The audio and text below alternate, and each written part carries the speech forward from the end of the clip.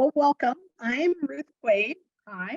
I am with the City of Greeley Water Conservation Program. We have lots of programs for residents to help them save water. This is part of the landscape lectures, and how to build a rain garden has become very near and dear to my heart recently because it's a great way to utilize. I mean, we're getting all this great rain right now, and if you can somehow utilize that in your yard instead of letting it just run down the gutter, I think that's a really great thing. So I'd like to introduce Jessica Thrasher. She was at the Colorado Stormwater Center, but she is now in a different department. I'm going to let her tell you that. And we may be joined by Riley Lynch, who, if she can get in and get over the whatever technical issues we have, she will also co-present. And I'm going to go ahead and let you take it away, Jessica, and I'm going to turn off my camera. Thank you, Ruth, and welcome to our participants today. I am Jessica Thrasher. I am the Diversity, Equity, and Inclusion Program Lead for the Colorado Water Center. And so I will go to our next slide here. Oh. So the Colorado Water Center is held at Colorado State University, but we serve all of Colorado.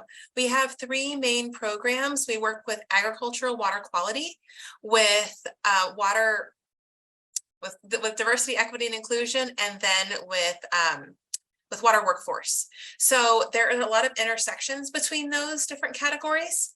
And I specifically run the diversity, equity, and inclusion programs, which include programs for students. It's called the SWIM minor, the Sustainable Water Interdisciplinary minor, and then the Water Fellows program, which is for students that come from historically marginalized or excluded communities in the water sector.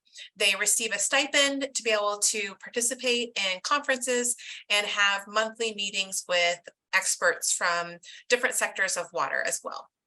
We have a job and internship board. We also have resources, a lot of different water resources. So please check out our website if you would like more information. And we hope to see you at future classes. So I love rain gardens. Ruth and I have been working together through a program that was a rain garden pilot program last year. I'll be showing you a lot of really great examples from that pilot program as we get later in the training today.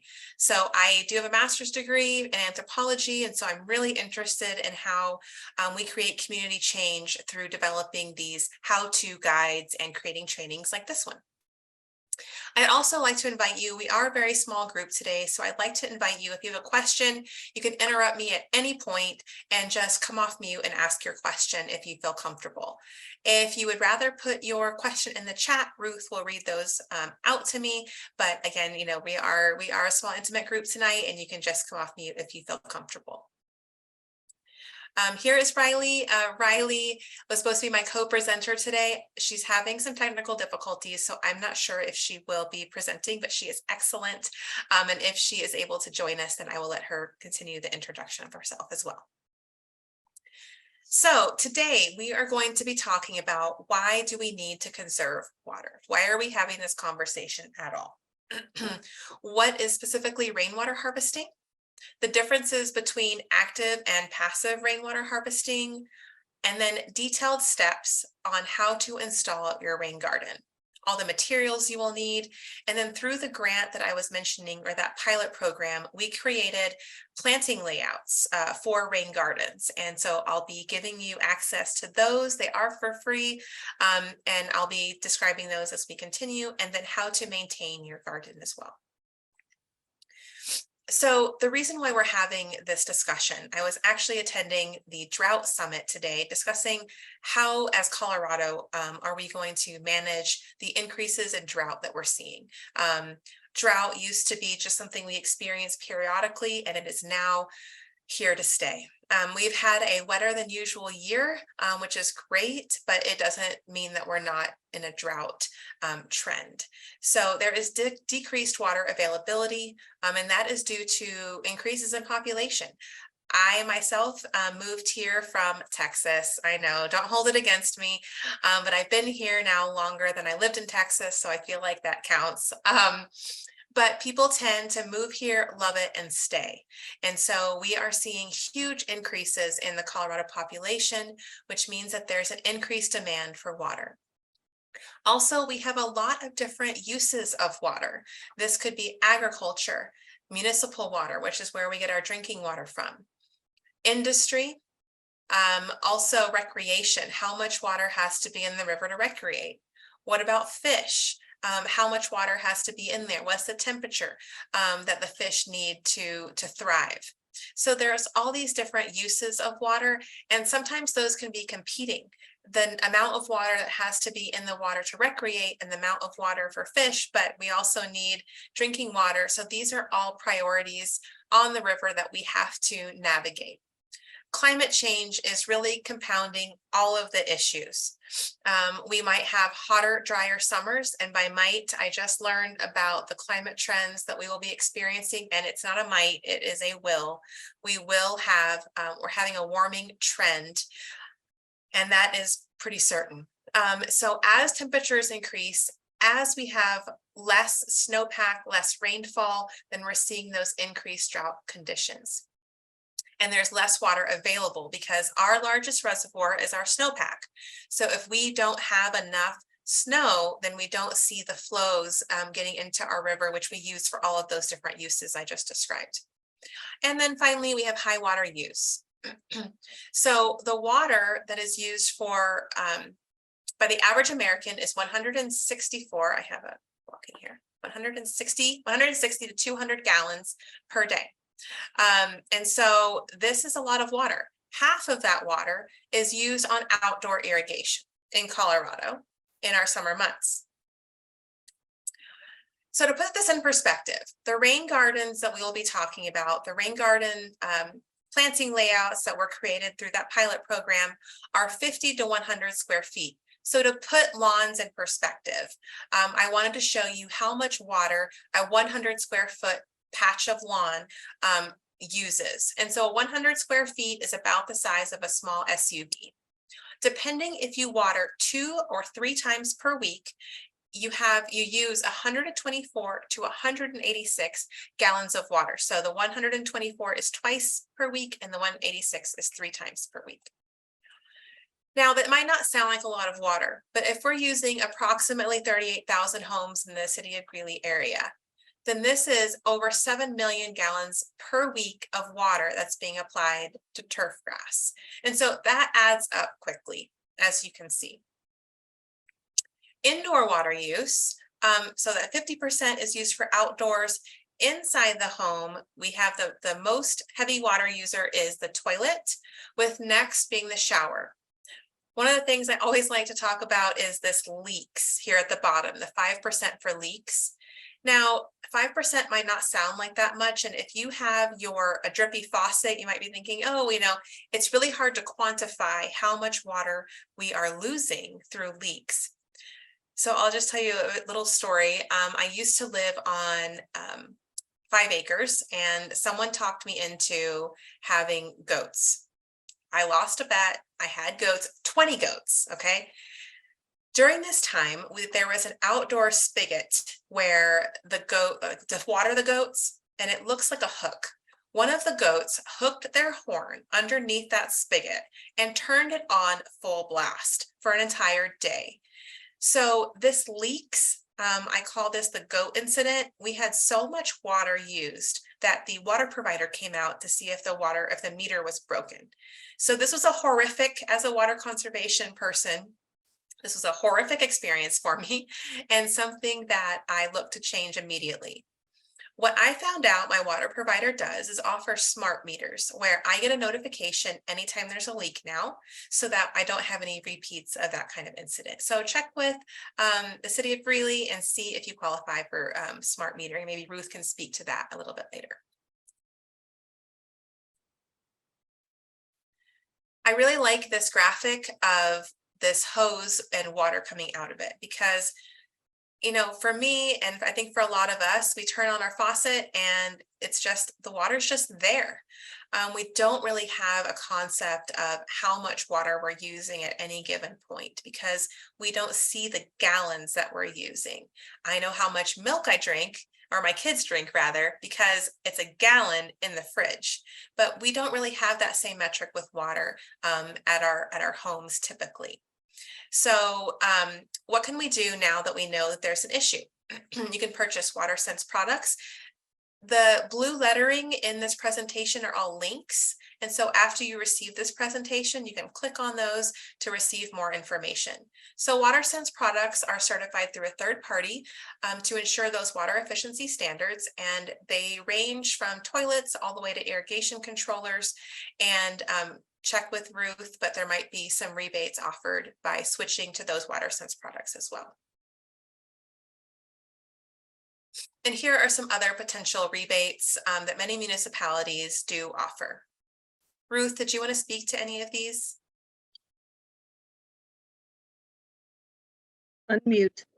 And I was just typing in the chat. We have about 50% of our homes and businesses that are on the smart meters. So we will be done with that project by about 2026. So if you haven't gotten yours, you should be getting it soon. We have a page on the web where you could see where you are in the priority. But yes, on this page, we do have free irrigation audits. We do rebates on irrigation equipment, and they are Water Smart or water approved. We do Garden in a Box. We just had our distribution last week. We will have that go back on sale in July for a fall distribution, and the pickup date will be in August. We do have a lawn removal and replacement with Xeriscape and or native grasses. And that's going right now. It's called Life After Lawn. And I can send you links to all of this too afterwards. So ours is not a grant, it's $1 a square foot. And then we do, we're no longer rebating the front loading washers, but we do toilets. And if you do an audit, we will give you a free shower head. So I think I covered all of that. Thanks. Thank you, Ruth. City of Greeley has amazing water conservation programs, and so be sure to take advantage of those. So now I want to look at how do we view water. This is the image on the left is a graphic from the Rainwater Harvesting for the Drylands and Beyond by Brad Lancaster. Fantastic series. I own all of his books. He really is a tremendous expert in rainwater harvesting. So if you're interested in learning more, I highly recommend purchasing his books. So if you look at the image on the left, you can see, and as you drive around your neighborhoods, you will see that this is the way that homes are built. They are built so that water will flow around the home, away and around. This was done for a good reason. You don't want to have water sitting against your foundation, but this also really views rainwater, or it's also called stormwater, in a waste product. Like, let's get this water away as quickly as possible. With our clay soils, what happens when you have water running down a hard packed surface, which we tend to get with clay, is that water runs across that surface very quickly. It doesn't have time to infiltrate because clay is so has such small particles that it takes longer for the water to soak into that soil type. So what you'll see is you'll see grass and dirt and leaves and fertilizer on sidewalks after a rain event. And so all of that is going into our waterways. Also, we might have with other rains that we have in Colorado, if you're a gardener, you might be fearful about hail events and how they might be disrupting like your garden at home, your home garden. As kids, we're all taught the song, rain, rain, go away, come again a different day. And so from very early on, we're learning that rain is something that we don't want to have, that it is a bummer. You have to stay inside, you don't have to play, you don't get to play outside. And then we're trying to get the rainfall away from our homes and buildings as quickly as possible. Instead, we can be a happy corgi. Fun fact, the city of Fort Collins has a corgi parade every year, and they are just adorable. So if you look at the image on your left here, then you'll see that this is a way of really integrating rainfall into your landscape, using it as a water resource. Plants love rain. And in this way, by creating, and I'll talk about this here a little bit later, but creating these basins or depressions in the soil or in your landscape will create opportunities for the water to soak into those areas.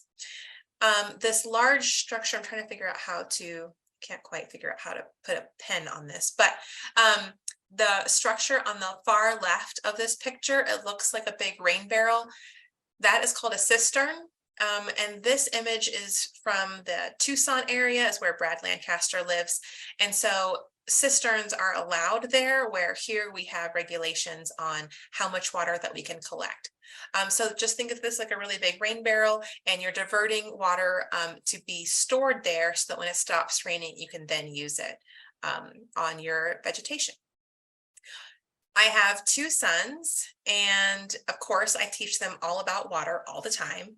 And so whenever it rains, we all get really excited and they start running around the house. Okay, I start running around the house and then they talk about how excited they are, and they say, "Mama, it's raining for your plants." And we're all really excited. So what I hope for you all is to be a happy corgi and to be excited when it rains as well. Rainwater harvesting is the collecting, storing, and putting rainwater runoff to use at your home. And it's easy to collect using your existing gutter system. I really love this image because it shows by the arrows how much roof is going to one spot. So you might imagine that all of that water going to one location is not great for your foundation. So this is going to be causing erosion issues at that one spot. And also, that's just a lot of water just sitting there. So instead, looking to identify ways for a nuisance or a problem area where you might have flooding, you might have a lot of water going to one spot, how could that be an opportunity to either collect that water in a rain barrel or to put a rain garden right there? I mentioned before that plants love rainwater. Other benefits are it's free. It reduces our demand for our treated drinking water to be used on our landscape. So it's all drinking water that's used on our landscapes. And so if we start using more rainwater, we can save the drinking water for drinking and then other uses too. By reducing the amount of drinking water that you're putting on your landscapes, it's also saving money on your water bills. So here are some of the principles of rainwater harvesting, very briefly. You need to start at the top of your watershed. This is typically the roof of your house. Unless you are situated next to a cliff, then your cliff or the mountain, if you're in the mountains, then the mountaintop would be the top of your watershed. But for most of us, it is the top of your roof. So the reason why you want to start at the top is because it's much easier to move water via gravity than to then pump it up to a different location. Excuse me. Next, you want to slow the water down. So as I was mentioning, water moves very quickly across those hard packed surfaces.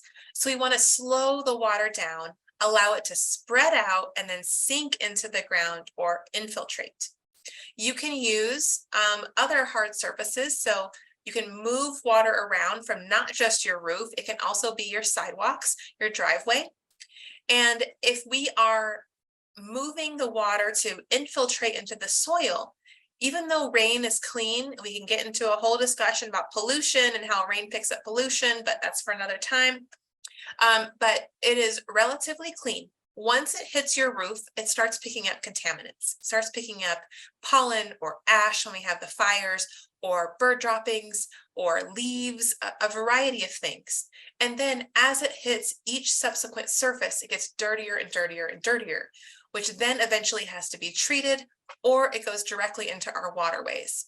So by redirecting that rain and soaking it into your landscape, it is cleaning that water and removing those pollutants, because the soil profile will be cleaning out the contaminants, and then it goes cleaner into our groundwater. There are 2 main types of rainwater harvesting systems. One are active systems, which collect and store water for future use. This would be rain barrels.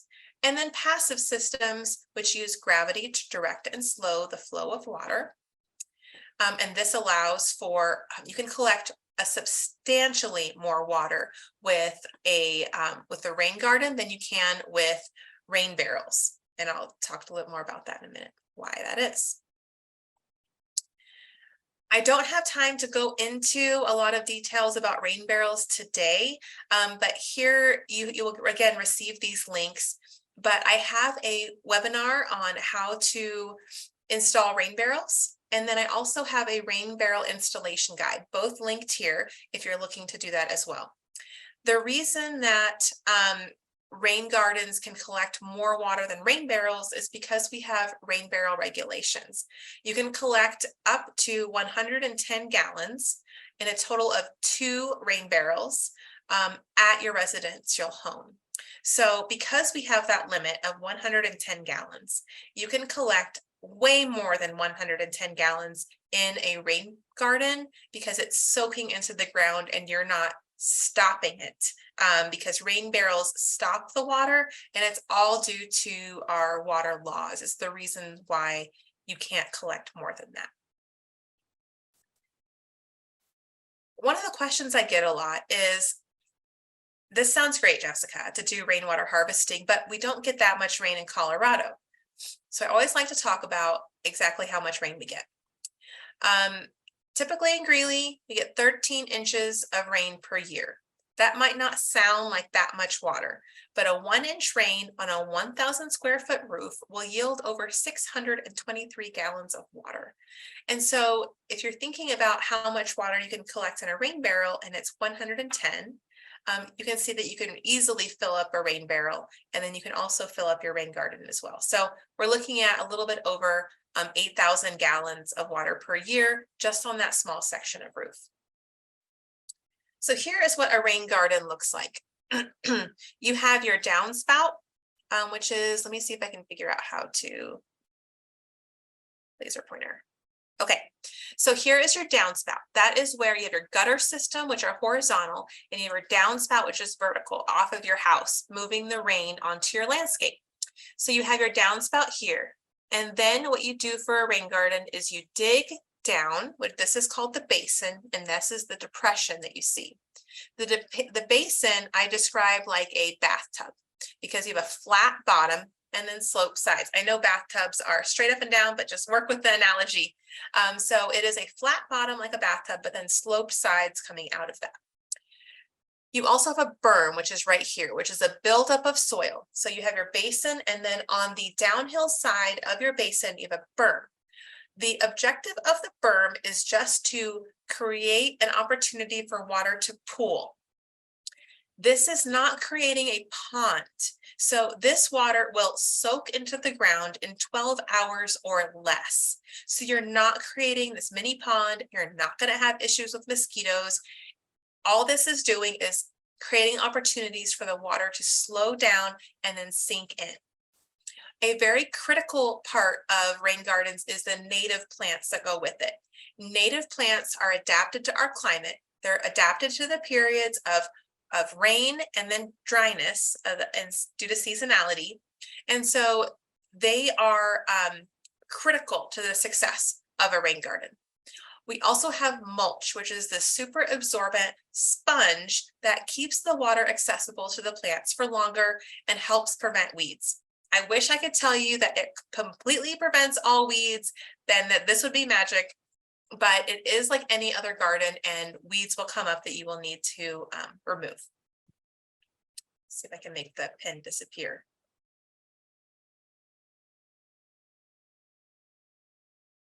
Okay, I did it.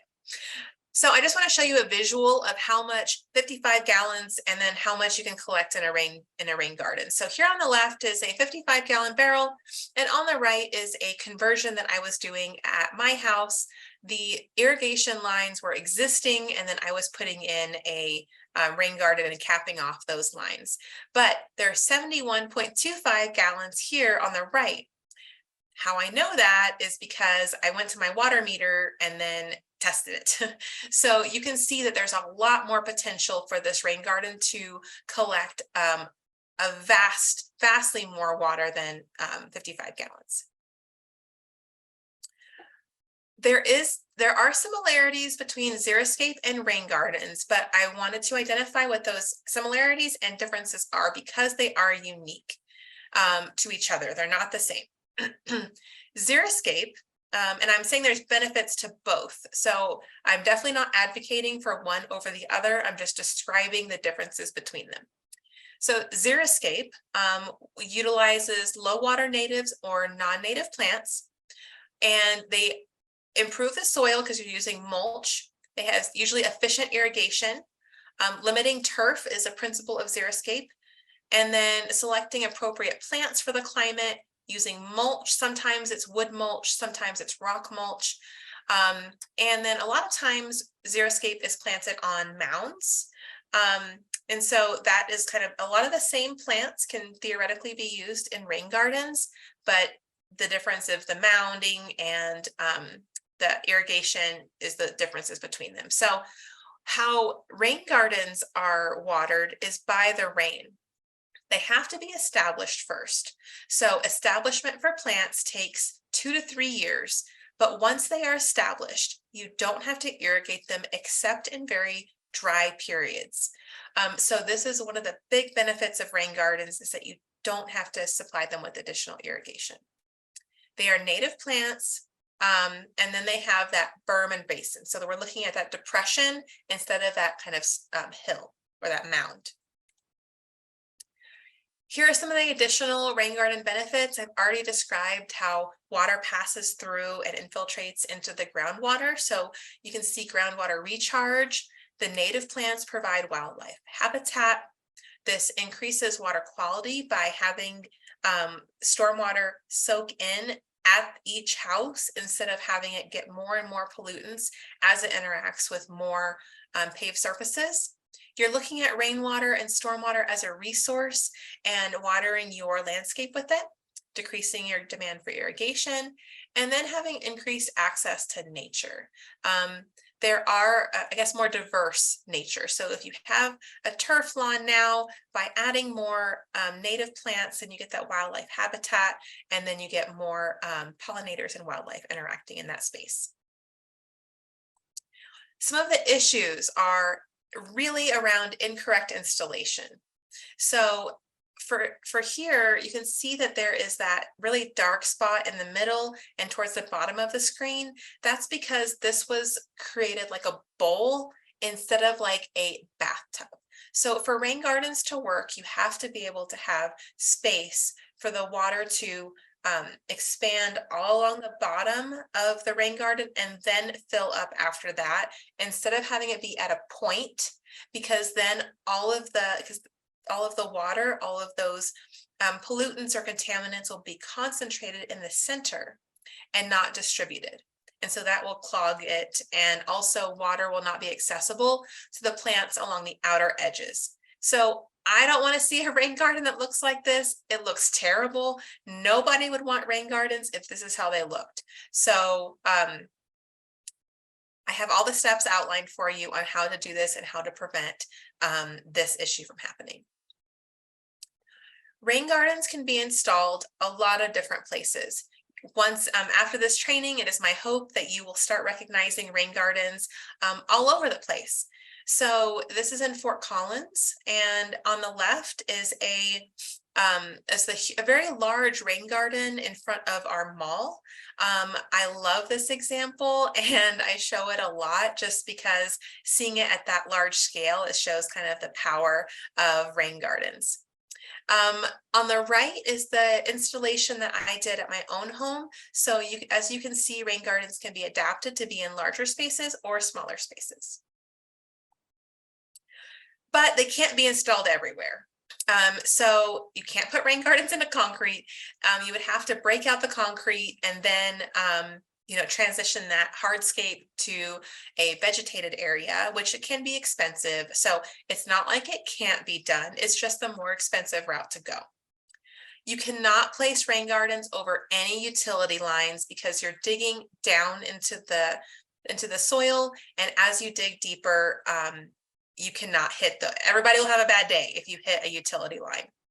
Also, you cannot put them over septic tanks. So some homes are connected to the sewer system and some are connected to septic tanks, and you cannot put plants over septic tanks because the roots will get into the perforated pipe that is used for to deliver or to have spread out the waste, and then it will wreck the system. And I will pause here for any questions. Riley, are you able to take over? Hi, Jessica. Yes, I am. Hi, everyone. I don't think anyone can actually see me. I apologize for that. I'm having really some severe technical difficulties today, but my husband was able to lend me his Zoom login. So if anything I'm saying doesn't make sense, please stop me and ask questions. And I guess we can get into actually how we install rain gardens. And actually, Riley, I gave everybody the ability to talk. So if they want to ask a question, they can unmute, maybe raise your hand so that we don't have a bunch of people talking at once. Is that cool? Sounds great. And I will advance the slides for you, Riley. So just let me know when you would like me to advance. Okay, thanks. We are ready. Okay, so after Jessica's wonderful introduction, you're probably wondering, okay, how do you actually install a rain garden? So we have broken this down into discrete steps to help you track your progress, but also these steps are really important. It's important to follow these steps in order, and that will become clear as to why.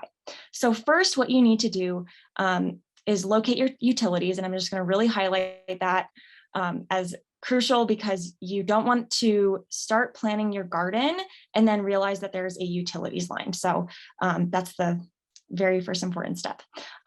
Very briefly, then you will choose the location of your garden. You'll conduct an infiltration test on the soil. Then you can use simple equation to determine the depth that you will dig your rain garden to. Then you can check your soils. Then you will determine the size of your rain garden and prepare the site. Then you want to make sure that you actually get water to your garden by making any necessary changes to your downspout. Then you can pick a planting design and layout. Make sure that you have beautiful native plants that like the amount of water that they're getting, that are adapted to the amount of sun that they're getting. Then you can actually plant the plants. And then in the first 2 seasons about, you will have to water the plants to get them established into the soil. But then after that, the garden does not require any additional watering. And to ease any burden of actually watering your garden for establishment, you can use rain barrel water. Okay, let's get into it. Okay, like I said, locating your utilities is really, really important. This is a free service. You can call 811, or you can go to colorado811.org and submit a request.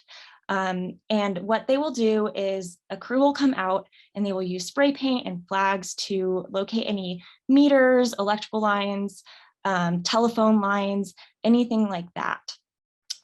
So you don't want to remove the flags or spray paint when you're installing the garden. You want to be really cognizant of where those lines are.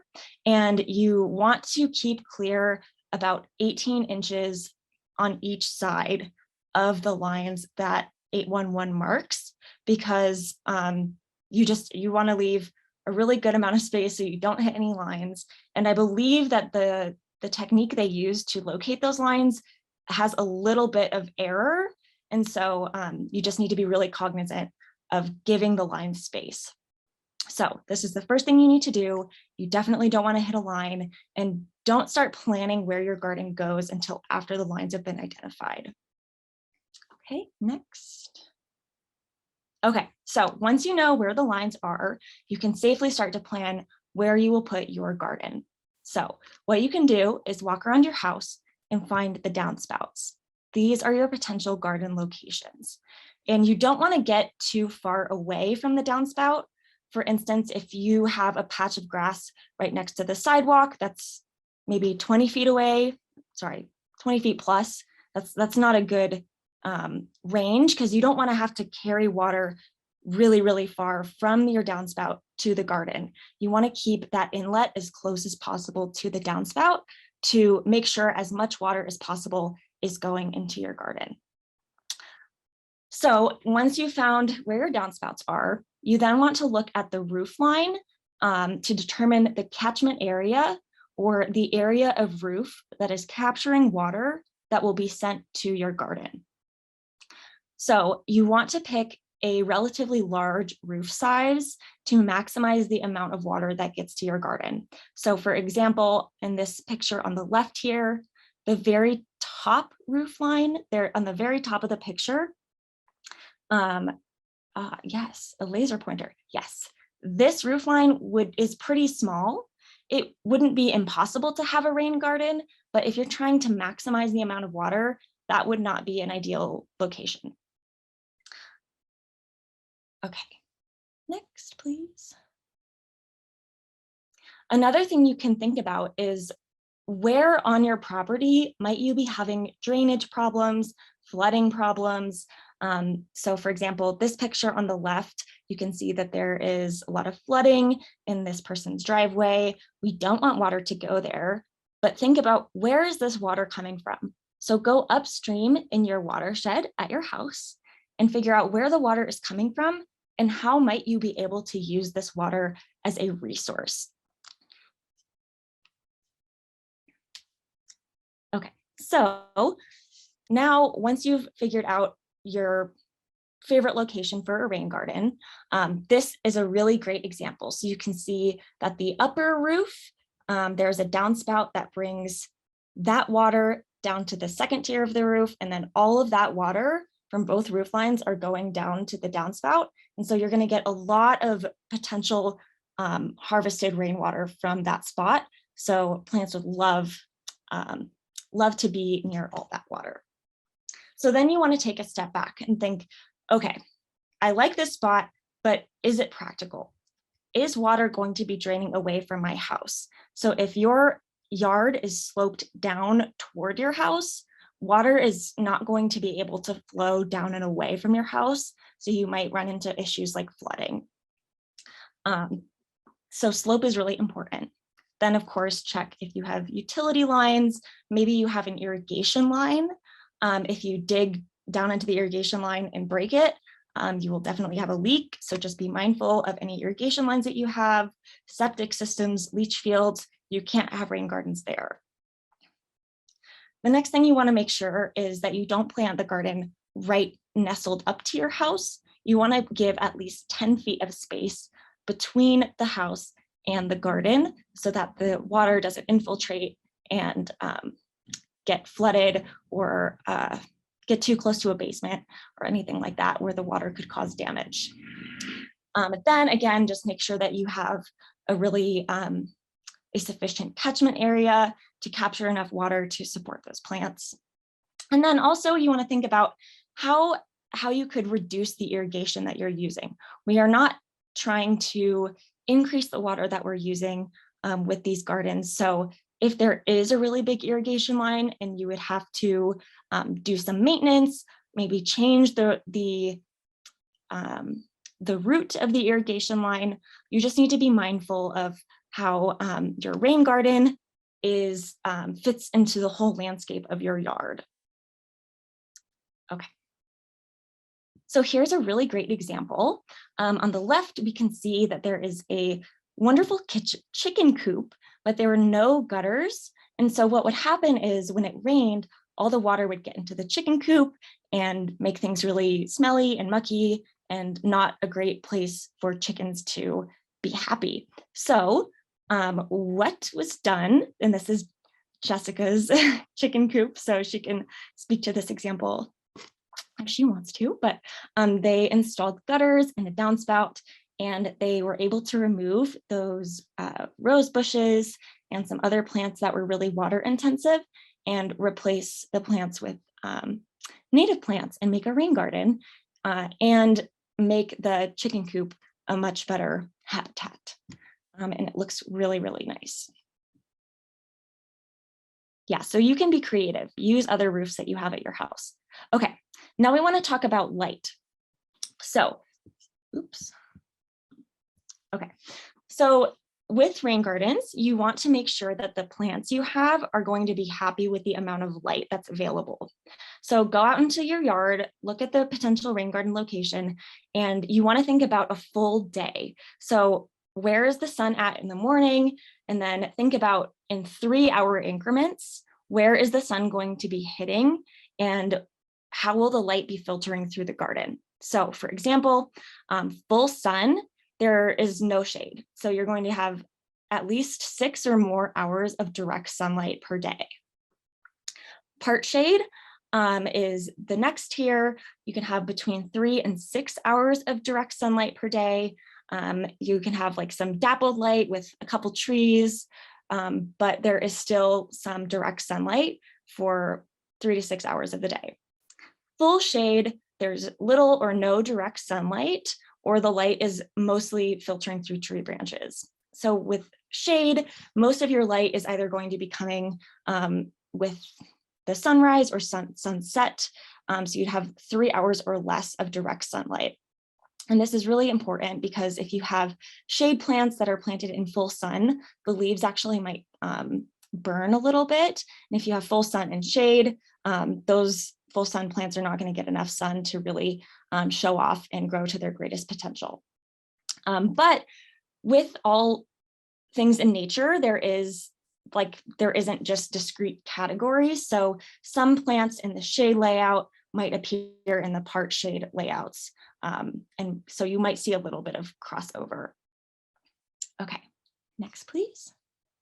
Okay, when you're picking a location, you also want to think about how else you might be able to incorporate other downspouts. So in this example, you can see there's kind of a patch of dry grass in between these two downspouts, but directly underneath the downspouts, the grass is flourishing. So you can tell that there's a lot of water, but it's just getting stuck. And so what you could do is put a rain garden in between those two downspouts and have 2 inlets. And so both of those downspouts water are going into one garden. And that is another way to maximize your catchment area and maximize the amount of rainwater that you're harvesting. Once you've picked your location, you know your catchment areas, you can then start to size your rain garden. So first, what you want to do is you're actually going to calculate the catchment area. The best way to do that, that we have found at least, is using Google Maps. And so I think, yeah, okay, sorry about that. You will use Google Maps, so you can Google your address. You'll click on satellite view, and then through that, you will right click, and then there'll be a little option to measure the distance. And then you just click on the, perfect. This is so helpful. So this is what this process will look like in Google Maps. So when you zoom in onto your house, it's going to be a little gray box. On the bottom left of your screen, there will be a little layers button. That will show you the satellite view of your house, so you can better see the contours and the shading of your roof, so you can understand the catchment area better. Then you right click, and on the bottom of the menu that pops up, you will click measure distance. From there, you will click onto a corner of your catchment area, and then you will trace the edges of the catchment area. And finally, on the last click, you want to make sure that that circle directly overlaps with the first circle that you made. This will turn the measurement into square feet or area. And so then you have an area. You don't want a distance. You don't want a length. So if you only see 109 feet, that is not going to be helpful. We need an area. Okay. So here is just an example of what the catchment area of this house has. So there are 2 roof lines that are highlighted. And yeah. If you have 2 catchment areas and you're directing the rain garden to be utilizing both downspouts, then you would add those areas together in our example. Thank you, Jessica. Yeah, so if you have two roof lines that are going into the same garden, you want to add those catchment areas together. Okay, do not be intimidated by this math. You can do this. Anyone can do this. So you have your catchment area that you just calculated. Then you're going to, okay, let me step back. Let me explain what we're doing. Okay, so you got your catchment area. You know the amount of area that will be capturing water to send to your garden. With this information, we can determine the depth that your rain garden will need to be. So what we're doing here is basically calculating a volume of water that your roof is going to capture. And so we need to calculate basically the volume of the rain garden that will be able to hold that amount of water. So now we can dive back in and look at this equation. So there are three numbers that are going into your equation. You'll have your catchment area, the amount of rainfall, and then the rain garden area. So what you're going to do is you multiply the catchment area by an average rainfall event. And the units don't matter. You want to make sure that the catchment area and the rain garden area are the same units, but it's okay that the rainfall is in inches because it will get crossed out. So you take your catchment area, you multiply it by an average rainfall event. We always use ½ an inch just to be safe. And then you take that number and then you divide it by the rain garden area. And this will give you a rain garden depth in inches. The rain garden area for our designs, we have 50 square feet and 100 square feet. So this chart just uses the same numbers, except the rain garden area is different. So you can determine which layout would be suitable based on your catchment area. So in the top line, we have 482 square feet. We multiply by that by ½ an inch, and then we divide the resulting number by 50. And so we get a rain garden depth of 4.8 inches. And so to make this easier on yourself, you can kind of figure out a potential length and width of your garden. So you can place that, transfer this depth into a size of a rain garden. On the bottom example, though, we do the same numbers, except the rain garden area is now 100 square feet, but the depth is only 2.4 inches. And so rain gardens are not suitable for any depth less than 3 inches. So if you get a number that is less than 3 inches, unfortunately, that roof line is not going to support a rain garden, or you could make a much smaller size. So in this case, we would want to pick the 50 square foot layout. Okay, now, once you've determined that, you're going to do your infiltration test and make sure that the soils are suitable to hold that amount of water and then infiltrate it in the time necessary. So ideally, your rain garden will infiltrate within 12 hours. So you will never have a big standing pool of water just in your yard, because these gardens are, you're doing the math and you're taking the preemptive steps to make sure that the garden will infiltrate. So what you will do is conduct an infiltration test. And so you dig, thank you, you dig a hole about the size and shape of a coffee can. So you want to make sure that the hole is at least 10 inches deep. You're going to fill up the hole one time and let it completely drain. And this will take a while. This might take about an hour or two. So be patient with this first fill. Then you'll notice in the picture on the left, our ruler is a stick with Sharpie lines on it. That can work. What you can also do is use a metal ruler and take like an Expo marker or a Sharpie and mark the water line. So once your hole has drained, you're going to take your ruler and stick it into the hole so that it stands up on its own. And you want the ruler to stay in during this entire second fill.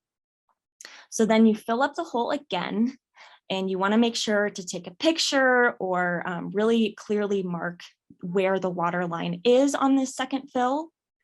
And then you will let the hole drain, or after 4 hours, you can measure the change again. I think our chart is after 1 hour. So the numbers are adjusted, but here's an example of what that looks like. So the ruler is sticking in the ground, and then you can really clearly see that the water level has dropped. So take a measurement. How much did the water drop in the amount of time that you, how much did the water level drop over this period of time? And then you can consult this chart on the next slide. So if your water level has changed within at least a ½ inch, the area is suitable for a rain garden. So the golden number here is ½ inch. Sorry, I'm noticing this chart says change in water level over 4 hours. 4 inches, that should be 4 hours. So over 4 hours, if the infiltration rate is at least a ½ inch of water, you are good to go.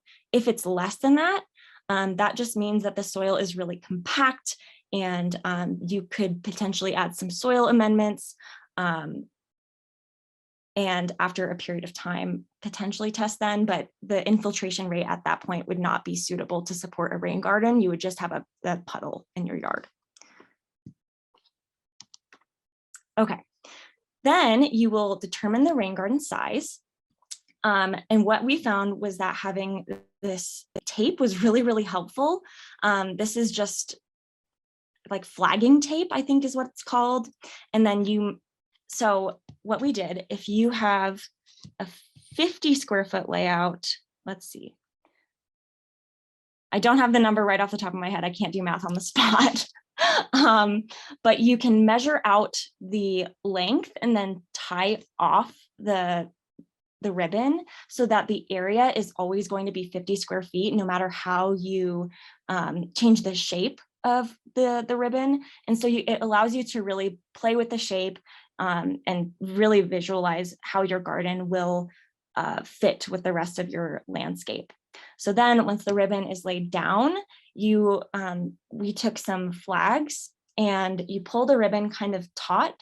So it's not stretched, but it's not loose on the ground, but just nice and taut, and then place the flags around the ribbon.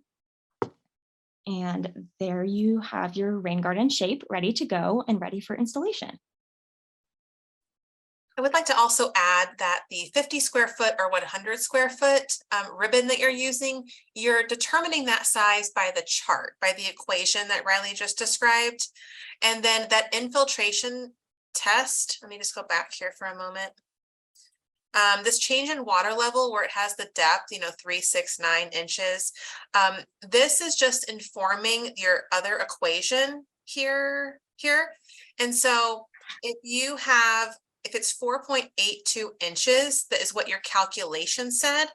And then you go back to your chart and your infiltration test supports this number, then you can install it right there. So just to connect those two pieces, that's what I wanted to point out quickly. Thank you. I'm sorry, I didn't mention that.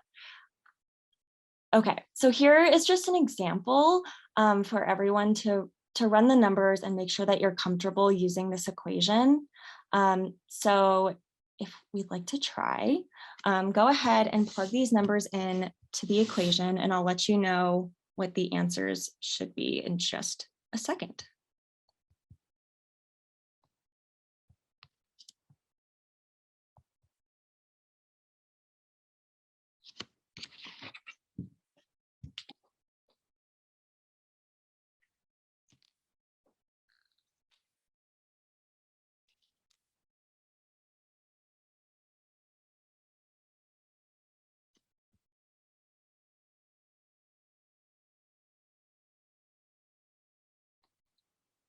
Okay, I know that was fast, but I want to make sure we get to all the content.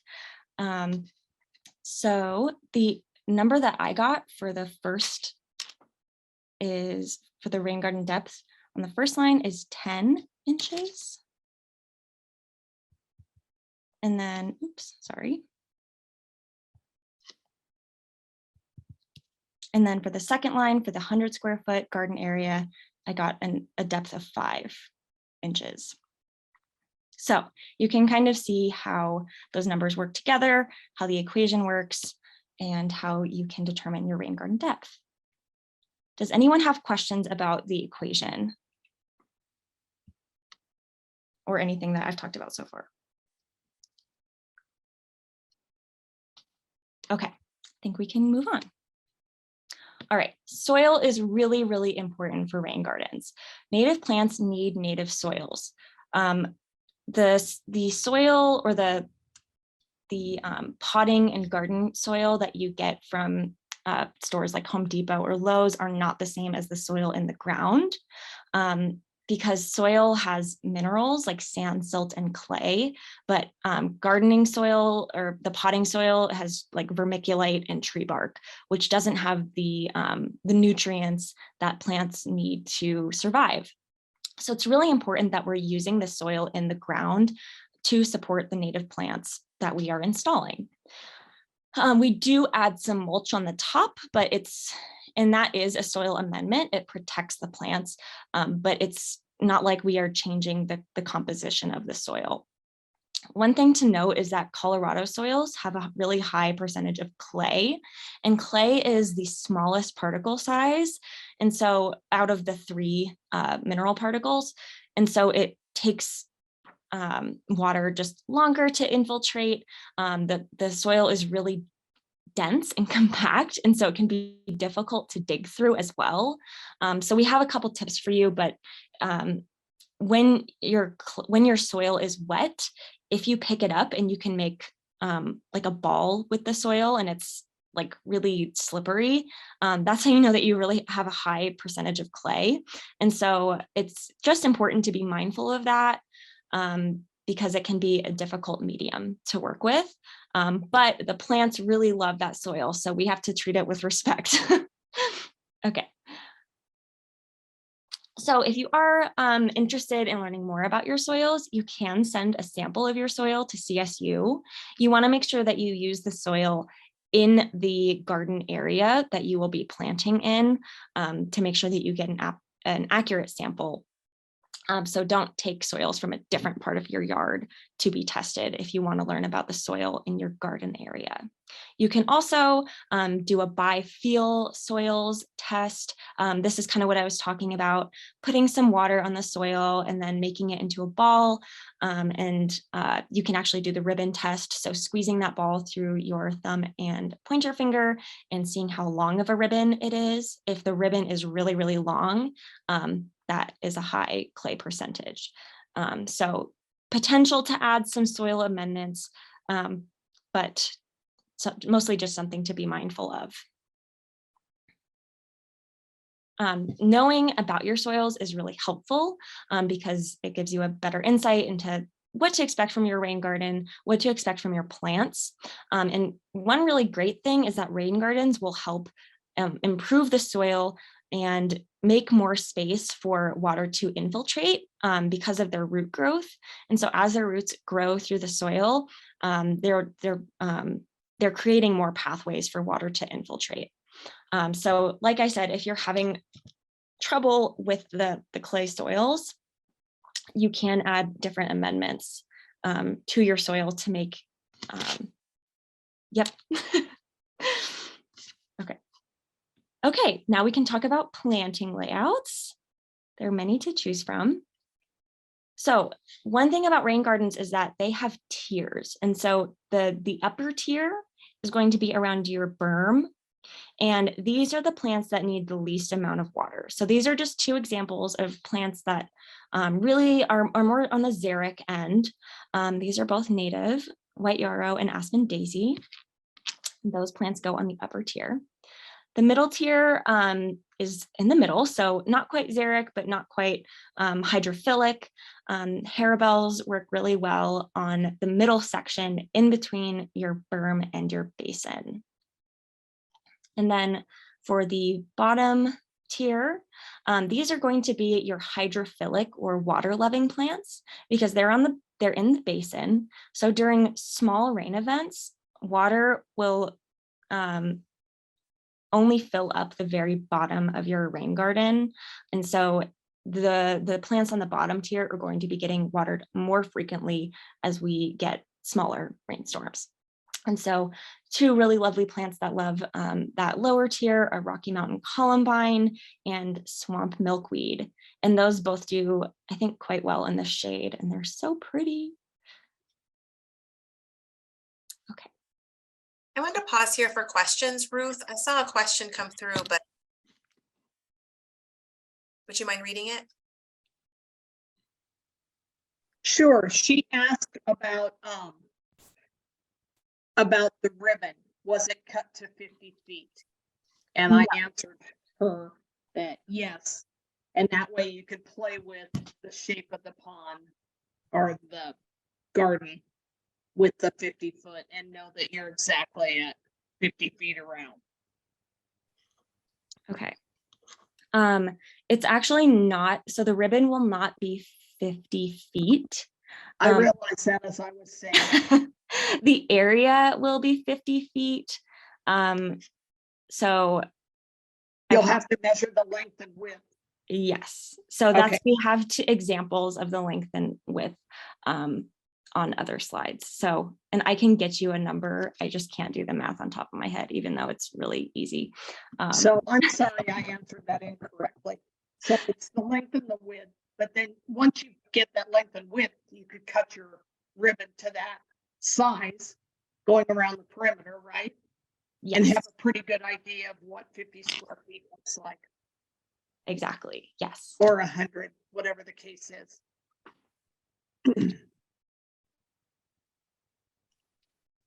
Oh, now there's more questions.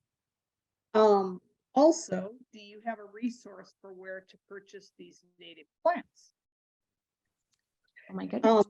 I could take that too. High Plains Environmental Center, which is over at Loveland, just past the highway by Lake Boyd Lake, has a native plant sale, as does the Colorado Native Plant Society. They both do those, and I can include those links. I'll jot that down. Include links when we send you these resources. Does that work? And do you guys have other sources? Yeah, High Plains is amazing. They seriously are a great resource. So I definitely recommend High Plains Environmental Center. And a lot of nurseries nearby do carry some native plants. So you can call local nurseries and ask what they have in stock. I know that Greeley actually has a lot of native seed supply. So it's not the same thing as getting a plant to transplant, but you do have a lot of native seed supplies in Greeley, which is another cool opportunity. And these pre-planned designs that they're going to share with you, well, they're going to share with me, that I will share with you, will have the plants in them. So just take those with you to the nursery, because a lot of times they have native plants. You just don't recognize that they're labeled that way. And so best thing is go by genus and species and see how that list is there on the side. Just take that with you into the garden center and, mark them off as you find them. Great. I will also, go ahead, Ruth. Most gardens are going to have the black-eyed Susans, the blue grandma, which is the blonde ambition, the plant select. So I'm looking at all of these on here, and I know, I would say 75% of those I've seen at the garden centers at either Pope Farms in Greeley or Happy Life. So you just have to know what the name is to look for it. Sorry, go ahead, Jessica. Oh, I was just going to add that if you're going to source these plants, as Ruth was saying, go to one of the garden centers, see how many you can find, and then call the other one to see if you can get the remainder. Riley will be touching on, we had some issues sourcing all of our native plants. And so we created this very robust substitution list as well. Because as you get later in the season, the native plants become harder and harder to find. And so by having those substitutions, you know exactly where what you can put there instead of the ones that are specifically right here as you're looking at the screen right now. And one thing to be careful of is that there are sometimes species that are really close to the native species, but they're not actually native. So one of our plants is tufted evening primrose, and we weren't able to find any tufted evening primrose last year. So sometimes that happens. That's why we have a substitution list, and that's really helpful. But I think the one problem that we were having was that it wasn't tufted evening primrose that the gardens had, but they had another kind of primrose. The name is escaping me. It's like New Mexico primrose or something like that. And that specific type was actually really aggressive. And so you wouldn't want to plant like a potentially invasive or aggressive plant in your rain garden that would take over the other plants. So just be careful when you are sourcing these plants, and make sure that you are looking at the like the Latin name when you're sourcing the plants. Okay. Yeah, so that was the 100 square foot full sun layout. And then we can get to looking at the part shade layouts. So this is the 100 square foot part shade layout. You can see that there's more pinks and purples in this layout compared to the full sun, which had lots of orange and red. And then the next one are the full shade plants. So this garden would do really well if you have a big tree in your yard, but you still want to plant a rain garden. And you can see that the color palette is also those purples and blues, which are really nice. Okay, so to install your rain garden, you will need a couple different materials. The string or the flagging ribbon to actually create the shape of your rain garden. That was that pink ribbon that we were showing before. And then you don't need a jar. You don't need a jar. Then you need good gardening gloves, a shovel, some compost, a level, mulch, your native plants, of course, and then you use cobbles or rocks as erosion control. And then you'll need a hose to test the system. And if you'd like to install irrigation, you can get an automatic irrigation timer and then irrigation supplies. If you need to cap off any irrigation heads, you can get a cap. And then for our project, we did use temporary irrigation line. We used a Y splitter. So if you want to set up irrigation, you can have a Y splitter that goes onto your spigot. And then one of those Y spigots will be connected to your irrigation line. And then you have another that's open for other uses. So you'd still have access to your spigot. And then we did use weed barrier. You don't need to use weed barrier, but it is helpful if you are installing in an area with turf.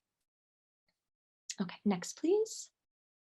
Riley will be talking about that a little bit more, but we don't use weed barrier at the bottom. It's only on a specific spot. So there's more photos as we come along. Thank you.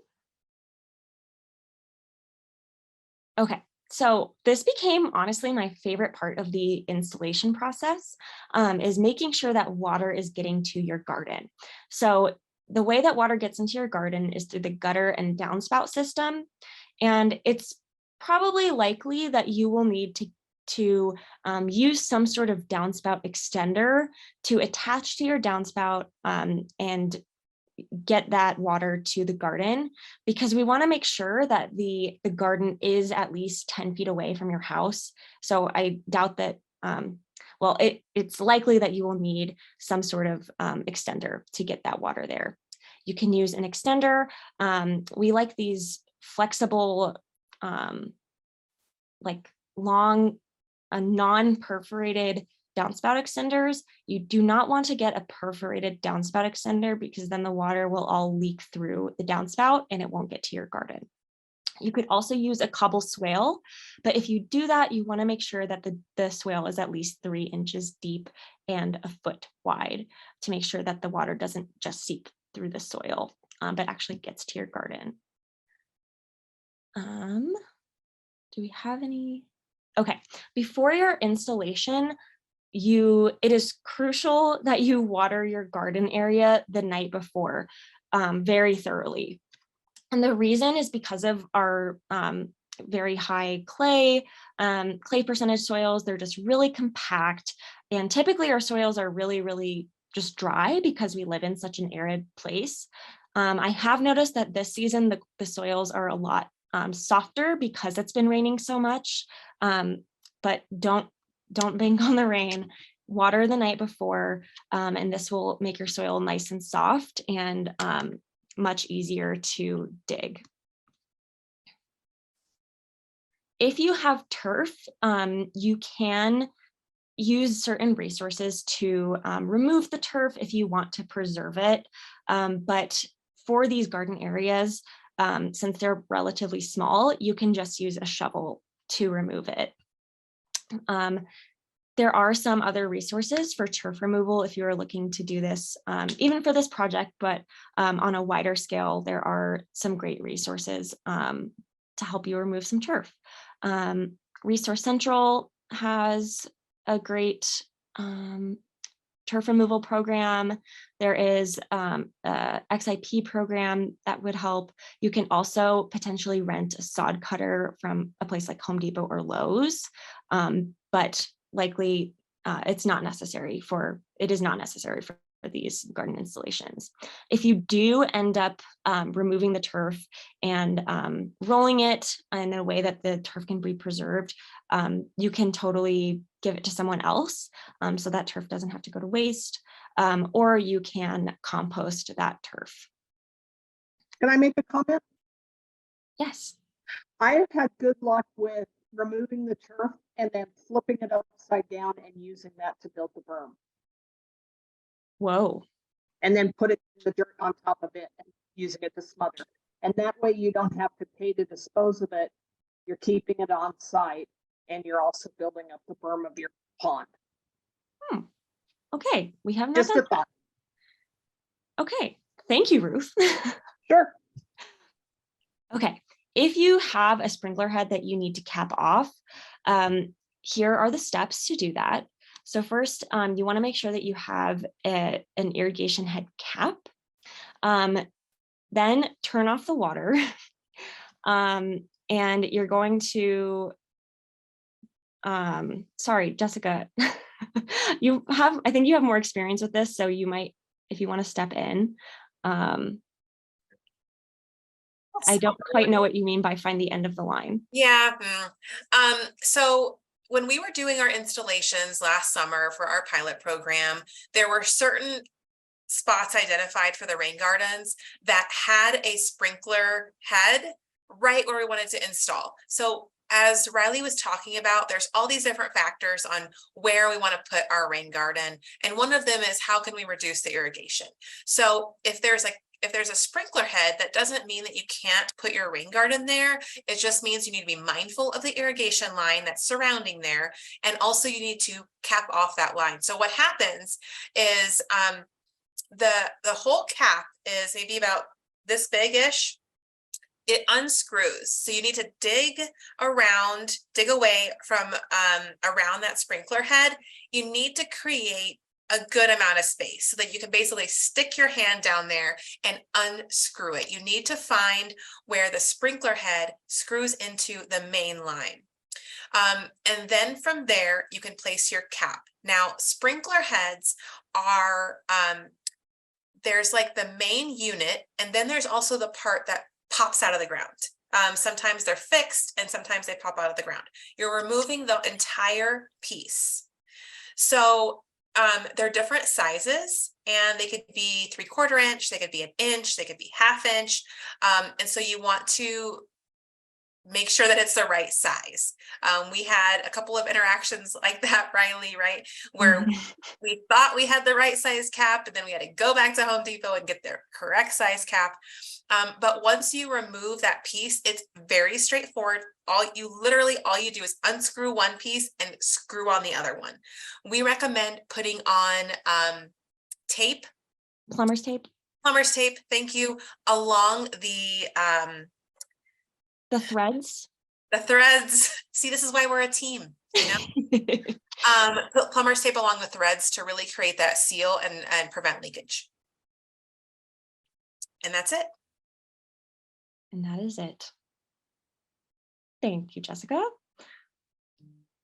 Okay, it is installation day. You have watered the night before. Your flag is up and you know where your garden is going. So what you're gonna do is first you're going to take your shovel and just dig a little trench around the perimeter where those flags are, so you have your garden outline. Getting this trench built is really helpful because, especially if you have turf, because turf is kind of just like a mat. And what I found is that you can take your shovel and kind of shimmy it horizontally under the mat of turf and help to lift it up. So there are several different techniques that you will find that are helpful in removing the turf, but having that outline is really helpful, and then removing that top layer of vegetation to reveal your soil. Then if your ground is really hard, it's helpful to have what's called a pickmatic.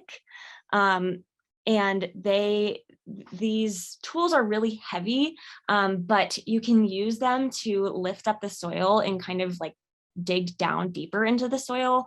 It just removes more soil than you could get using a shovel. So you can use the pickmatic to kind of fluff up the soil all the way around the garden, and then remove that soil. And then, yeah, you might have to go through that process a couple times of taking the pickmatic across the whole garden area to get down to your determined depth. So with the soil that you are removing from your basin, from the interior of your garden, you can move that soil to the edges of your garden and start to build up a berm. And that is a really nice way to use those materials. To figure out how deep your garden actually is, you can take, I found I'd take my shovel and lay it across the garden. So it would be, the handle would be resting on opposite edges of the berm. So you kind of have like a line on top of the berm. And then you can take a ruler and place the ruler into the basin of the garden and measure up to that line of the shovel to see how deep your garden is. I hope that makes sense. So once you have moved the soil to the edges of the berm, you're going to want to tamp it down. So you can use a tamper or you can just use your feet. But this is really important because you're kind of compacting the soil of the berm, and it makes it so that the water will stay in the rain garden and it won't just overflow out the edges, but that it will infiltrate through the basin. You do want to tamp down on all sides of the berm, but you don't want to tamp down the middle or bottom tiers of the rain garden, because we want those tiers to be able to infiltrate water quickly. So don't tamp down the center of the garden, only tamp down the berm.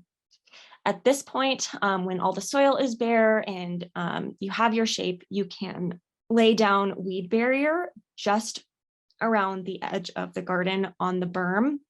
If you do this, it's likely you can plant plants in the weed barrier. You just have to cut out little holes, but you want to make sure that the edge where the grass is meeting the soil of your rain garden has weed barrier, because it really helps to keep the grass out.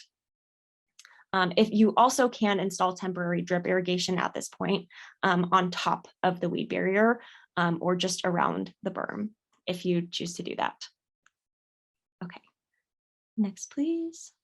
So here are our results. We didn't really know if the weed barrier would work, but we thought we might as well try.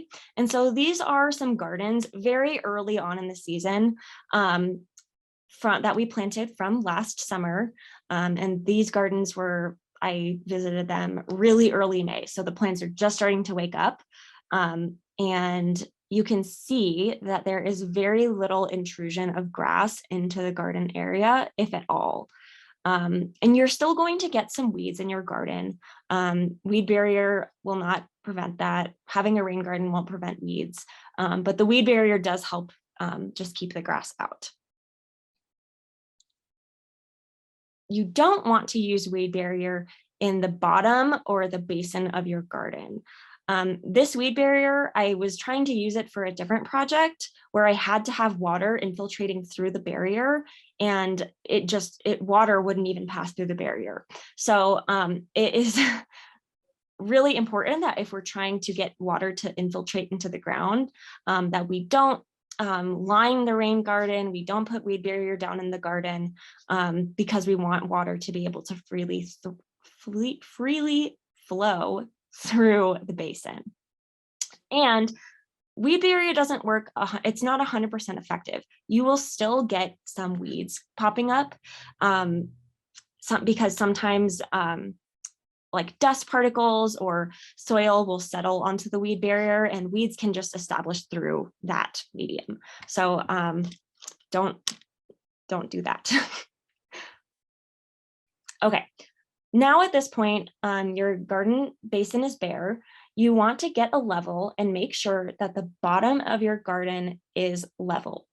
And this is really important because we want the garden to fill up like a bathtub and then infiltrate at the same rate throughout the whole garden. So what I found was helpful is that you can place the level. I just placed it maybe every 5 inches or so horizontally throughout the garden area, and then vertically, so kind of crisscross the level to make sure that the garden is level on all of its planes, if that makes sense. Then you want to, I'm sorry, Jessica, did you have something to say? I was going to show. Okay, yes, that is helpful, thank you. So from here, you're going to create an overflow in your garden, in the berm. So look around, take a step back, take a breather, take a water break, and look at your garden from a couple steps back and figure out where the lowest point around your rain garden is. And that is going to be where you want your overflow to go. Ideally, you can place this overflow on the edge of another garden, or maybe going into a tree that's nearby. So if there is overflow water, it's still going somewhere useful in your yard. Don't place the overflow right next to a sidewalk or something, because you don't want any water overflowing onto an impervious surface. We want to keep this water in a place that it can infiltrate. But work with the natural topography of your garden or your yard and put the overflow at a low point on your yard. And so what you'll do is you'll just create a fairly wide indent in the berm. So you'll shave off a little bit of the soil so that there's a dip in the berm so that water can overflow out.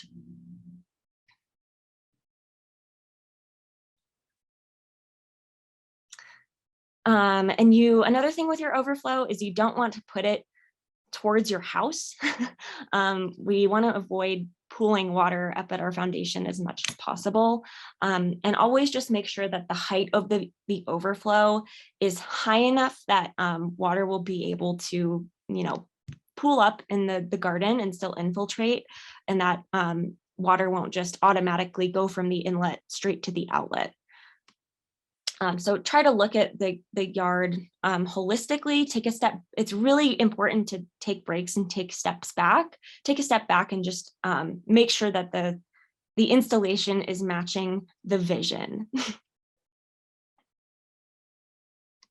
In terms of soil amendments, probably not likely, but refer to your soils test, refer to the test that you do if you do it at CSU, but always keep in mind that native plants need native soils. You don't need to mix any potting soil or anything all throughout your garden. What we did use is a little bit of compost. We used sheep and peat compost only when we were installing our plants. We didn't distribute compost throughout the entire garden because that just would, any weeds that are in the garden would be fueled by that, by the distribution of nutrients throughout the garden. So we only put compost in the soil that we were using to plant in the plants. Okay, now that you've made sure that the bottom of your rain garden is level, you can start to place the plants according to your layout in your garden and kind of see how they fit together. It is very unlikely that if you do use a pre-made layout that your garden is going to look exactly like that in the ground. It's okay to be flexible. Just make sure that the plants match their water needs. So don't put a milkweed, which is really water loving, up on a berm where it's not going to get water very often. So just pay attention to the tiers of the garden and yeah, just make sure that those plants are getting what they need if you do have to make a replacement. Then underneath the downspout or your water inlet, you want to add at least a square foot of cobble or rocks. This will help prevent erosion. So as water's coming in, it will, the flow of the water will definitely disrupt the soil and create little holes in your soil, and then water won't be able to flow throughout the whole garden. So this erosion control is really important to make sure that the water will nicely flow into your garden. And with, sorry, I don't think I mentioned this, but when we're talking about planting the plants, I think this will come up, but just in case, what you want to do when you're planting, when you're installing a plant, is make sure that you dig down to the depth of the pot of that plant so that when the plant gets in the ground, it is like flush with the soil. And then you want to dig at least 2 to 3 times as wide as the pot. And you're digging that wide because when plants grow, they first send out roots horizontally. And so by giving those plants that extra space on their sides, they will be able to establish better. And then when you put the soil back into the ground around the plant, we put in 1 handful of compost for every 3 handfuls of soil. 1 handful of compost for every 3 handfuls of soil. And you want to mix it up nice and good. And you don't want to just dump a bunch of compost in where the plant is, because the plant can actually get nutrient burn and can be disturbed by all those nutrients. So that is how you install plants. Then you will want to actually test the system to make sure that your rain garden is filling up how you want. And we call this rain garden painting. It is muddy and fun. And if you have kids, they're going to love it. This is one of my favorite parts of the process. And so with rain painting, you will have, you take a hose and you water your roof. Your neighbors are going to be really confused as to why you're watering the roof, but just tell them to trust the process. And so the water will go down through your gutters and downspout, hopefully. If not, you will, during this process, you will see any leaks that occur, and this will help you figure out maybe where you need to make adjustments on your downspout.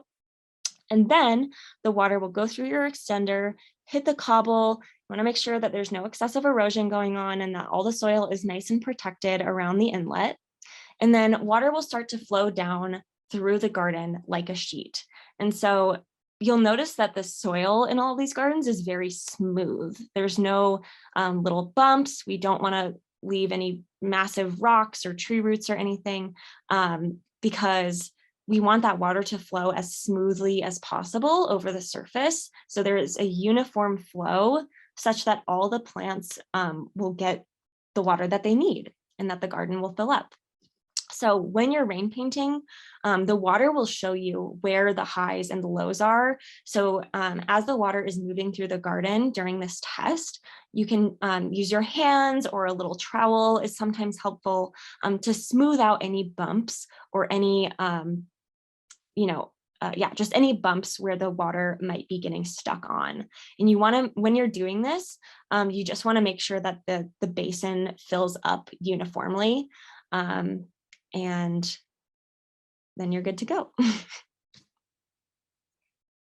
Yes, so then after you've done your rain painting, then you can add in the mulch. You don't want to add in the mulch before rain painting, because then you wouldn't be able to see where the water's flowing. So when you're adding mulch, you want to add at least a 3-inch depth of mulch. And I think for a 50 square foot rain garden, we determined that was about 7 bags, maybe 6 or 7 bags of mulch. And you can get free mulch from, like a lot of municipalities have free mulch day, or you can, like tree services have a lot of free mulch, or you can get mulch at a place like Home Depot or a gardening center. And then you want to go around and water all the plants. Watering in the plants as they are being planted really helps them to become established in their new environment better. So don't forget to water them after they've been installed. Mulch. Okay, so there are 2 different kinds of mulch. There's shredded mulch and there's chipped mulch. The chipped mulch is the kind of free mulch that a lot of municipalities or tree services might have. And this picture on the left is an example of what that might look like. And that's perfectly fine. But the kind of downside of this kind of mulch is that it's kind of chunky. It might not look as uniform. It's pretty light. And so sometimes you can get like the displaced mulch sort of look as that mulch gets picked up and floats around. So shredded mulch is kind of preferred. It looks more uniform, and it kind of forms like a mulching matrix, and so it won't float as easily. But it will be just a touch more expensive than the chipped mulch. But it's not too bad at Home Depot. Gorilla Hair shredded mulch at Home Depot, I think, is pretty reasonable. Any questions? Oh my gosh, I see. Okay. And you guys can go ahead and unmute yourself and ask questions too, or you can type it in the question or chat.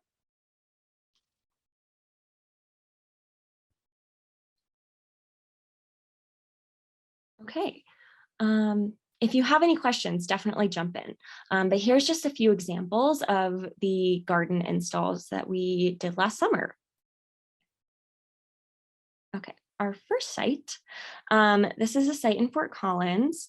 So you can see that we had our little area flagged off, and then we removed the turf area, and then we created a berm and a basin. And you can see that the berm is not really exaggerated. So there isn't like a foot of soil around, like a foot of soil high, like around the edge. It's so pretty. It's like maybe an inch or 2 above the soil where the turf is, just to give enough height to keep the water in, but it's not dramatic. It's pretty nice and flat. Sorry, I feel like that didn't make any sense. Okay, and then here we are, we installed the weed barrier and the drip line.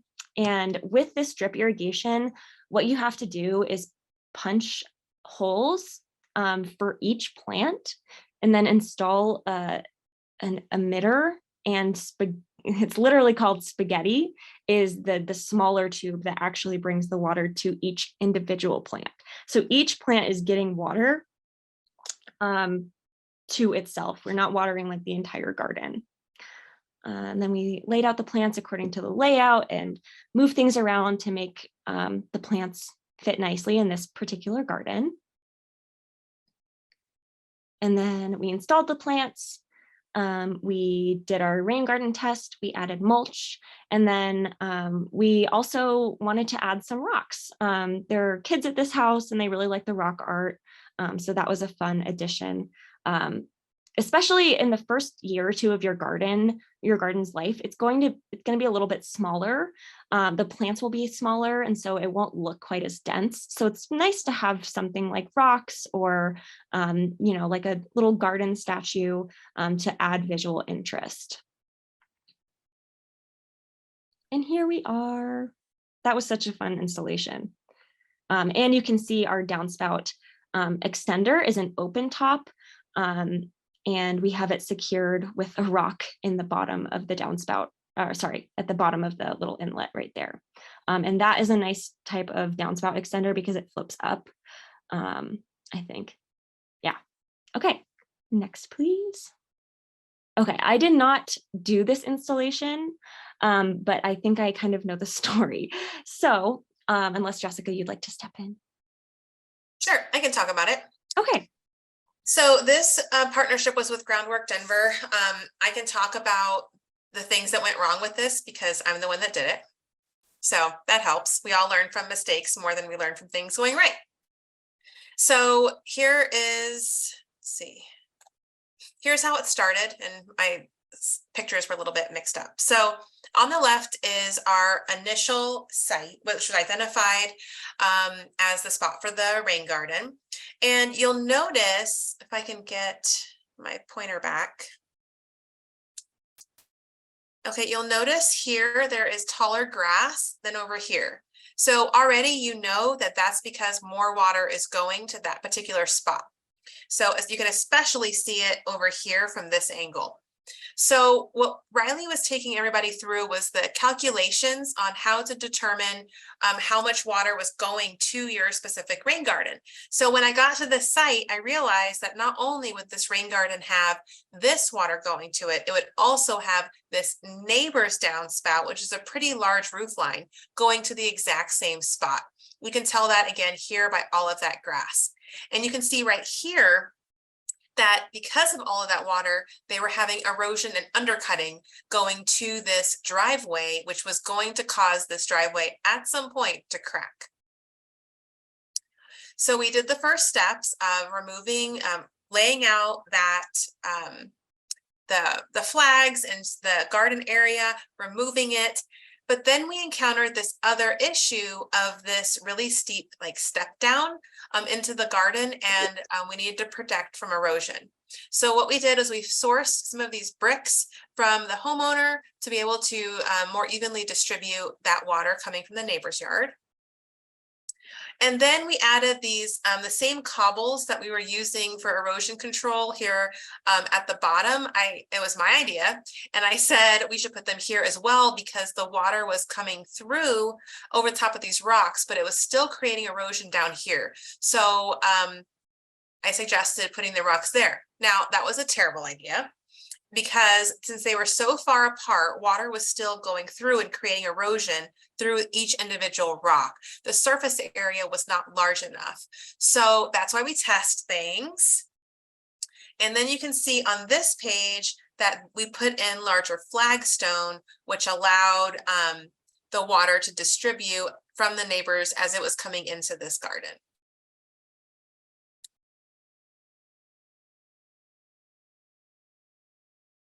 Okay, and then these are just a couple of the rain gardens that we installed last year. They're all baby rain gardens. So this is kind of, except for the one on the bottom right, that's Jessica's gorgeous chicken coop garden. But this is kind of what you can expect for the first couple weeks of your garden as it's installed. The plants are going to be really small, and native plants do take a while to really become to show their best selves, I guess. They just take a little bit longer to establish because we live in almost like a desert, so it just takes a while. But the gardens that I've seen this year from last season are just beautiful. So you can kind of see just the different ways that you can incorporate rain gardens into your landscape. And yeah, some great stuff. So these are just a couple of gardens that I wanted to highlight. It's very early in the season. So these plants are still like babies this year. They're going to grow so much more. But I have on the top row, are pictures of the gardens from last year. August 2022 is when these gardens were planted. And then on the bottom is each of those gardens corresponding second year of growth. Or not even second year. But you can see that the plants are already really happy and thriving in these locations. Okay, so some maintenance. You will need to do establishment watering just like with any other plant. So you would really, it's really beneficial to make a watering schedule for yourself. So generally to water for establishment, you need to water every day for the first 2 weeks. And then for the next 2 weeks, you water every other day. And then after that, you can water 1 or 2 times per week or as needed. This year's a little different. We've been getting a lot of rain. So with establishment watering, you want to make sure that those plants are getting enough moisture. But if we get like a massive thunderstorm and you see that your garden is full of water, you don't need to water it. You can check the soil, see if it's moist, and then water as needed based on your assessment. After your plants are established, so after 2 or 3 seasons of this establishment watering, your plants will only need supplemental water during very dry spells. So if your plants are looking kind of droopy or crispy, or if you feel the soil and it's like bone dry, it could be helpful for your plants to just give them a little extra water. You can use your rain barrel water, which is helpful, but the plants will not need supplemental water because they will get everything they need from the rain.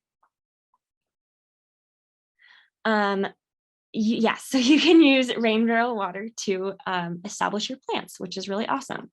Another thing is that you will need to weed your garden regularly, especially in these first years of establishment. Because the plants are so small when they're installed, all of the weeds they have like nothing shading them out from the sun. And so weeds will start to pop up in the garden. But as your plants grow, the native plants will shade out the weeds, and they will outcompete the weeds a little bit better. So just stay on top of it. When you're weeding, you want to dig the weed out by the root. Don't just pluck off the top leaves. Get the root out. So here's an example of what your watering schedule might look like. Keep in mind when you planted the rain garden, and then it's helpful to like cross off when you've watered so you don't double water. You don't want to waste any water. And if you have temporary drip irrigation, you will want to remove your irrigation in around October, before we get major freezes, because that will break your timer. But you don't have to remove the actual lines or anything like that. They can stay in the ground. And then here are some of the other materials that you would need to install that temporary drip irrigation. And that's that Y. The Y valve is the picture on the right. That's what that piece looks like. So even though you'd have one irrigation line connected to one of those valves, the other one would be open for you to use if you needed. Okay, there might be some challenges that you run into, but have no fear, we have answers. If the ground is really hard, just maybe take a step back and then water. Watering is really, really helpful. So if you forget to water the night before, just water the garden the next day. Sorry. What I'm saying is it's really important to water the night before. If you did that and the ground is still really hard, that Pickmatic tool will be really helpful for actually moving the soil. The picture in the middle is a really special garden we had where there was a bunch of tree roots in the garden area, but fortunately we had a tree expert on site, and so they were able to coach us through. If you have this issue, what we had to do was basically very carefully dig under all of the big roots so that the water would have a flow path under the tree roots. And then we planted around the tree roots. This is kind of tricky because those roots are really sensitive, and so you don't want them exposed for a long time. So just be careful with this. But I've seen the garden this year and the tree looks very happy. I think it likes all the extra water it's getting. So definitely not impossible, but just something to be careful about. And then of course, weeds. Rain gardens aren't going to fix weeds. You still have to weed your garden. But as I said, as those native plants become more established, you will likely have, your weed problem will likely decrease. You never ever want to spray chemical fertilizers or pesticides or herbicides, anything like that in your rain garden, because this is a stormwater protection source of stormwater protection. We don't want to be adding chemicals to the thing that is trying to protect our water. So unfortunately, that means that, any sort of like weeding that you do will have to be mechanical. So no spraying anything in your garden. You never want to store snow in your rain garden. This will clog the garden. There also might be salts in the snow that will kill the plants. And also the snow will just sits on the plants. It might, I don't know, just crush the plant. So please don't store snow in your garden. Okay, and this is kind of where we start to wrap up. So I know this is a lot of information. It's okay if you didn't catch it all. We are here to support you and to help you, but just be proud of yourselves and remember that you are doing some really awesome work to protect our environment and to make our communities more resilient and happier and healthier. And for every one of you that's here, there's a whole classroom full of other people right in your community that care equally about this. So it's really the work that we do together where our impact starts to show. So even though our gardens are small, it's our collective impact that we can really look to. And we are doing some really important work here. Every drop of water that we are saving from going onto an impervious surface and picking up oil and all that junk to bring to our drinking water, it's something that you should be proud of yourselves for. And yeah, you should tell your kids that they should thank you for installing a rain garden because we're protecting their water. So thank you all so much. I just wanted to end with a couple pieces of additional information and resources as you go on your rain garden journey. We do have a homeowner packet. And so in this packet, we have a little information just about the pilot project that we had last year, and then different planting layouts that you can choose from. And then each layout has an additional guide with information on each individual plant in that layout. So you can learn what the expected height, width, color, watering needs. You can learn about that specific plant's needs. We also have a page on what to expect from your garden in the winter and how to care for your garden throughout all seasons. We also have rain barrel guides and rain garden guides that break the Rain Garden Guide kind of breaks this information down in a different format. It's a booklet, so it might be a little easier to follow if this was confusing. So yes. And then here are some other resources. All of these are hyperlinked, so you can go straight to the resource. For rain gardens, we have links to this and videos like this, the planting layouts, pictures of rain gardens, and then we also have we have a bilingual rain garden training. So if you know anyone who speaks Spanish, definitely feel free to pass that along. And then, of course, the homeowner packet. We do have some videos on rain barrels in English and Spanish as well. And that rain barrel installation guide, if you are hoping to do some establishment watering with your rain barrels, definitely check that one out. And Rainwater Harvesting for the Drylands and Beyond by Brad Lancaster is an awesome resource for thinking about rainwater harvesting and making your yard an oasis. Okay, thank you so much, everyone.